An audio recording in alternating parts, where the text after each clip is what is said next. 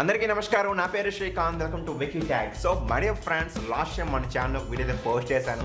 సిస్టమ్కి లేదా కంప్యూటర్కి ఓఎస్ ఎలా ఈజీగా అయితే ఇన్స్టాల్ చేయాలనేది చాలా గుడ్ రెస్పాన్స్ వచ్చింది. Thank you for that. దాని తర్వాత దాని సీక్వెన్స్ వీడియో కూడా ఇంకోటి పోస్ట్ చేశాను. అంటే మనం ఓఎస్ వేసే టైంలో హార్డ్ డిస్క్ని పార్టిషన్ చేస్తాం కదా, డ్రైవ్ సి, డ్రైవ్ ఈ అని. సో కొన్నిసార్లు ఏమైతే అంటే ఓఎస్ క్లియర్గా ఇన్స్టాలేషన్ అయిపోయిన తర్వాత మనం మై కంప్యూటర్లో చూస్తే ఓన్లీ డ్రైవ్ సి ఉంటుంది. ఏదైతే మనం ఎక్స్ట్రా పార్టిషన్ డ్రైవ్స్ చేసుకున్నామో ఆ డ్రైవ్స్ అనేది కనబడదు. అంటే హార్డ్ డిస్క్ డిటెక్ట్ అయ్యిద్ది, బట్ పర్టికులర్ డ్రైవ్స్ మనం ఏదైతే ఇంకా ఎక్స్ట్రాగా స్ప్లిట్ చేసుకున్నాం అయితే డిటెక్ట్ అవ్వు. సో అటువంటి టైంలో ఏం చేయాలనేది సెకండ్ వీడియో అయితే చేయడం జరిగింది. సో ఈరోజు టాపిక్ ఏంటంటే అగైన్ మనం ఓఎస్ ఇచ్చే టైంలో హార్డ్ డిస్క్ అయితే పార్టిషన్ చేసేసాము. ఫర్ ఎగ్జాంపుల్ నా ల్యాప్టాప్ ఒక హార్డ్ డిస్క్ సైజ్ వచ్చేసరికి నియర్లీ 512 GB. ఇది డెల్ ల్యాప్టాప్. సో ఓకే, ఈ 512 GBలో నేను 128 GB డ్రైవ్ సి కానీ అలొకేట్ చేశాను స్పేస్. రిమైనింగ్ ఏదైతే జీపీ ఉంటుందో ఆ డ్రైవ్ మొత్తం నాకు డీ కావాలని అయితే ఓఎస్ అయితే వేయడం జరిగింది. సో ఓకే, ఓఎస్ అంతా హ్యాపీగా ఇన్స్టాలేషన్ చేస్తాం. ఆ తర్వాత నేను కొన్ని రోజులు పోయినాక నాకు డ్రైవ్ డీ ఒకటే ఉంది కదా, ఇంకా డ్రైవ్ డీ ఉంటే బాగుంది కదా, అనవసరంగా స్పేస్ మొత్తం డీకే కేటాయించాం అని అనిపిస్తుంది కొంతమందికి. అటువంటిప్పుడు చాలామంది సో ఆ డ్రైవ్ డీని మళ్ళీ స్ప్లిట్ చేయాలి అంటే ఆ డ్రైవ్ డీని స్పేస్ని మళ్ళీ కొద్దిగా స్పేస్ డ్రైవ్ ఈకి కేటాయించాలంటే మళ్ళీ పార్టిషన్ చేయాలి. సో ఆ టైంలో చాలామంది ఏమనుకుంటారంటే మళ్ళీ రీఇన్స్టాలేషన్ విండోస్ చేయాలనుకుంటారు. సో గాయస్, మళ్ళీ ఆ విండోస్ రీఇన్స్టాలేషన్ అవసరం లేదు. సో విండోస్ రీఇన్స్టాలేషన్ లేకుండా ఎలాగా మనకు ఉన్న స్పేస్ని మళ్ళీ ఎలా స్ప్లిట్ చేయాలనేది ఈ వీడియోలో చూద్దాం. So anyhow, let's start the show.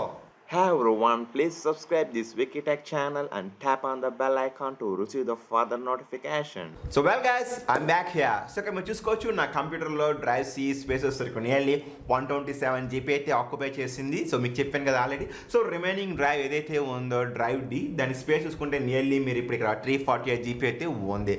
So ఇప్పుడు నాకు ఎలా కావాలంటే డ్రైవ్ ఈ కూడా కావాలి. సో నేను దానికోసం ఈ యొక్క 348 GB ఏదైతే డ్రైవ్ డికి ఎలా అయిందో దాన్ని ఎలాగ స్ప్లిట్ చేయాలో చూపిస్తాను. సో ఫ్రెండ్స్, ఇక్కడ ఒక విషయం అయితే మనం బాగా గుర్తుపెట్టుకోవాలి. ఇప్పుడు మనం ఏం చేయాలనుకుంటున్నాం, డ్రైవ్ డీని స్ప్లిట్ చేయాలనుకుంటున్నాం. సో గాయస్, మీరు కానీ ఆల్రెడీ డ్రైవ్ డీలో ఏమైనా ఫైల్స్ ఏదైనా ఉంటే దాన్ని ఖచ్చితంగా అయితే బ్యాకప్ చేసుకోండి. మీకు ఉన్న ఎక్స్టర్నల్ పెన్ డ్రైవ్స్ లేదా హార్డ్ డిస్క్లోకి అయితే ఆ డేటాని ట్రాన్స్ఫర్ చేసుకోవచ్చు. లేదు మా దగ్గర లేదు ఎక్స్టర్నల్ హార్డ్ డిస్క్ లేదనుకుంటే అటువంటి టైంలో మనకి ఆల్రెడీ డ్రైవ్ సి చాలా వరకు ఖాళీ ఉంటుంది కాబట్టి చాలామందికి. సో డ్రైవ్ డీలో ఉన్న స్పేస్ మొత్తం డ్రైవ్ సిలో సరిపోయిద్ది అనుకుంటే జస్ట్ కాపీ చేసి ఇక్కడ పేస్ట్ చేసుకోండి హ్యాపీగా, లేదంటే ఎక్స్టర్నల్గా పంపించుకోవచ్చు. మీ ఇష్టం, అది యాజ్ యూజువల్ కంఫర్టబుల్. సో ఇప్పుడు మనం ఏం చేయాలంటే ఫస్ట్గా విండోస్ మనం క్లిక్ చేయండి, స్టార్ట్ మెనూ. మనకి డి అండ్ టైప్ చేస్తే క్రియేట్ డిస్క్ అండ్ మేనేజ్మెంట్ వస్తుంది. మనకి తెలిసింది ఇక్కడ డిస్క్ మేనేజ్మెంట్ విండో అయితే పాపప్ అయ్యింది.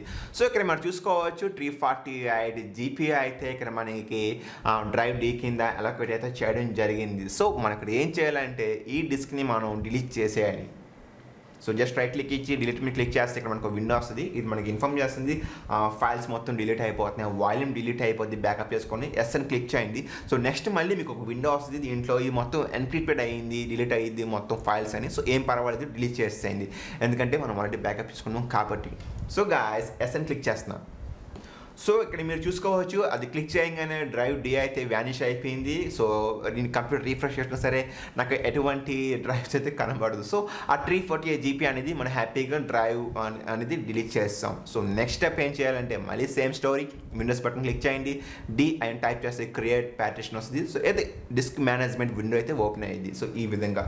సో ఇక్కడ చూసుకోవచ్చు మనం 348 GB కింద మనం చూసుకుంటే ఇప్పుడు మాత్రం ఇది అన్అలొకేటెడ్ ఉంది. ఇప్పుడు దీన్ని మనం స్ప్లిట్ చేయాలి. సో దానికోసం రైట్ క్లిక్ కొట్టాను.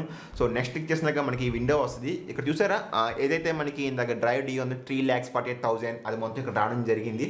సో ఇప్పుడు నేను దీన్ని స్ప్లిట్ చేయాలనుకుంటున్నాను. దీనికి నేను 128 GB కేటాయించాను. సో క్యాల్కులేటర్ ఓపెన్ చేశాను. So 128 GB into 1024.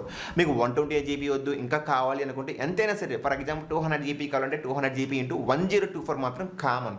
సో ఆ వాల్యూ నాకు ఇక్కడ 1,31,000 సంథింగ్ వచ్చింది. సో ఆ ఫిగర్ని ఇక్కడ ఎంటర్ చేసిన తర్వాత నెక్స్ట్ క్లిక్ చేయాలి.